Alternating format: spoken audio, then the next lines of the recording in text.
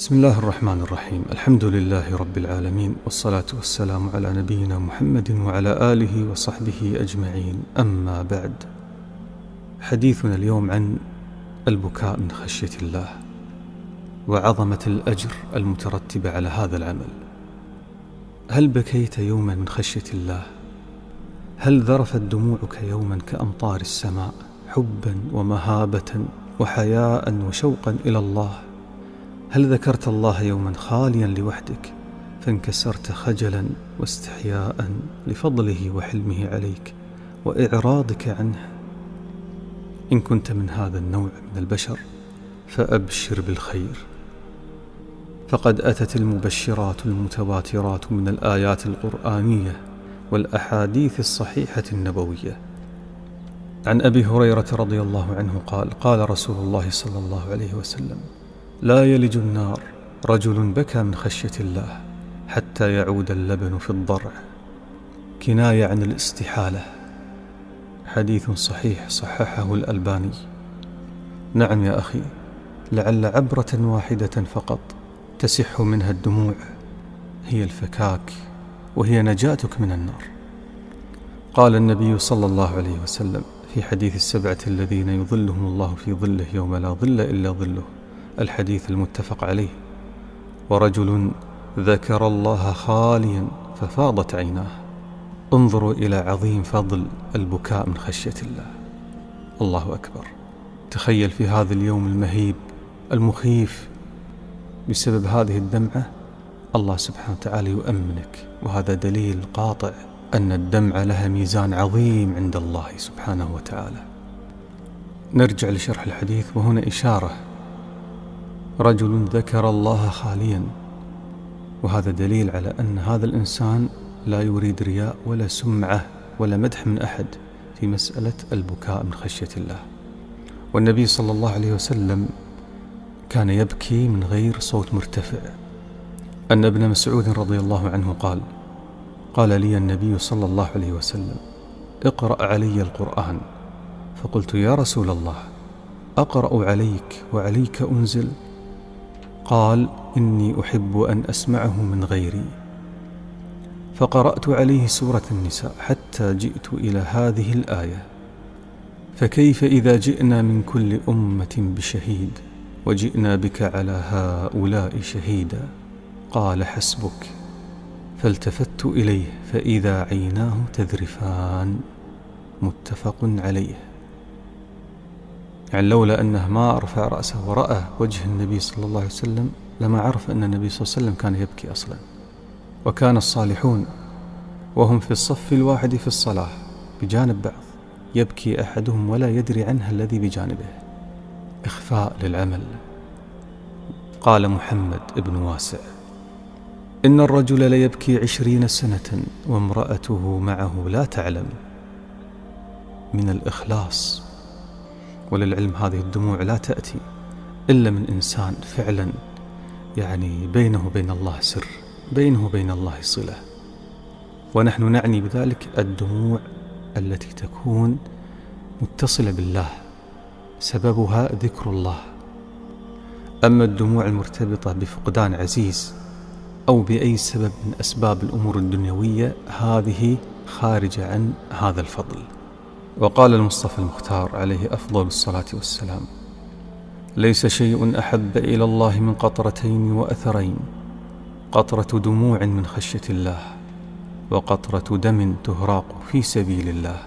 وأما الأثران فأثر في سبيل الله وأثر في فريضة من فرائض الله.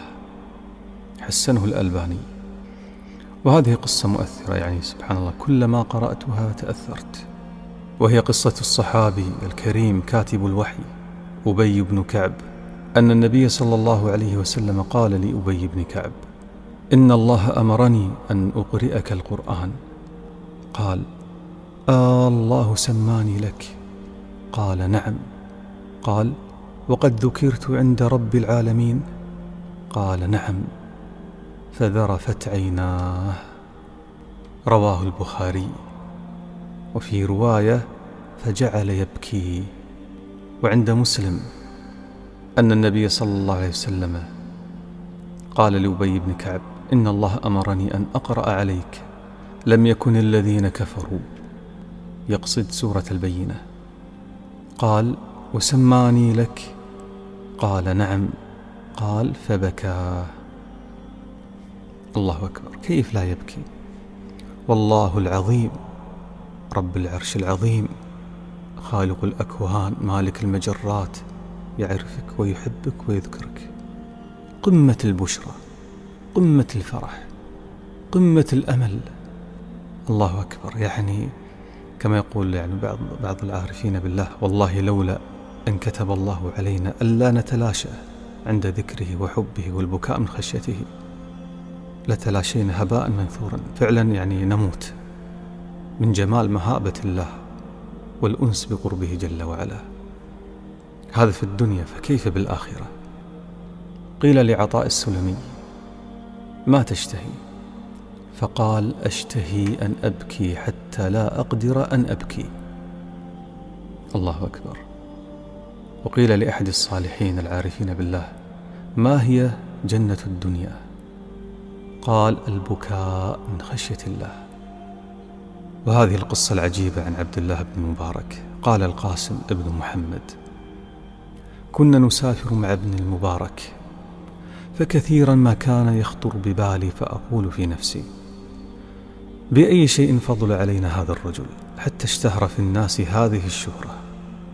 إن كان يصلي إنا لنصلي، ولئن كان يصوم إنا لنصوم، وإن كان يغزو فإنا لنغزو، وإن كان يحج إنا لنحج.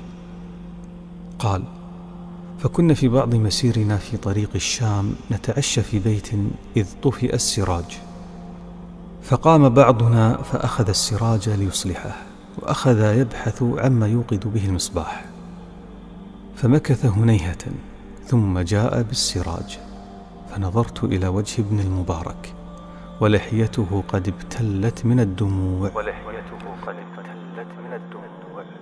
فقلت في نفسي: بهذه الخشية فضل هذا الرجل علينا.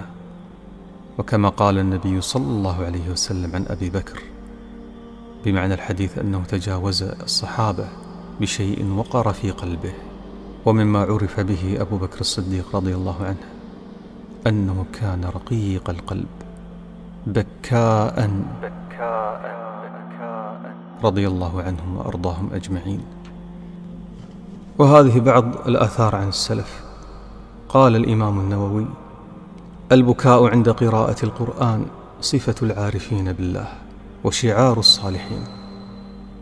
وقال الحسن البصري: بلغنا أن الباكي من خشية الله لا تقطر من دموعه قطرة حتى تعتق رقبته من النار. وقال أيضا: لو أن باكيا بكى في ملأ من خشية الله لرحموا جميعا، وليس شيء من الأعمال إلا له وزن إلا البكاء من خشية الله. وروي كذلك عن كعب الأحبار أنه قال: لأن أبكي من خشية الله فتسيل دموعي على وجنتي أحب إلي من أن أتصدق بوزني ذهبا. والبكاء هو علامة رقة قلب، والقلب لا يرق إلا إذا طهر من الذنوب والمعاصي والآثام. يقول سبحانه وتعالى: إنما المؤمنون الذين إذا ذكر الله وجلت قلوبهم وإذا تليت عليهم آياته زادتهم إيمانا وعلى ربهم يتوكلون. وقال جل وعلا في سورة الحج: وبشر المخبتين الذين إذا ذكر الله وجلت قلوبهم. هذه الصفة صفة الصالحين المؤمنين الأتقياء الأنقياء. قال جل وعلا يمتدح هذه الصفة في سورة مريم، يقول تعالى: أولئك الذين أنعم الله عليهم من النبيين من ذرية آدم وممن حملنا مع نوح ومن ذرية إبراهيم وإسرائيل وممن هدينا واجتبينا إذا تتلى عليهم آيات الرحمن خروا سجدا وبكيا. لماذا المؤمن يبكي؟ يتذكر تقصيره، ثم يتذكر رحمة الله وحلم الله سبحانه وتعالى عليه، فيبكي من رحمة الله. هذا هو البكاء، شعور حب، حياء من الله، اعتراف، تقصير وانكسار، مهابة عندما يتجلى على قلب المؤمن المهابة الإلهية، يخر وينكسر ويذبل ويتلاشى. لو أنزلنا هذا القرآن على جبل لرأيته خاشعا متصدعا من خشية الله.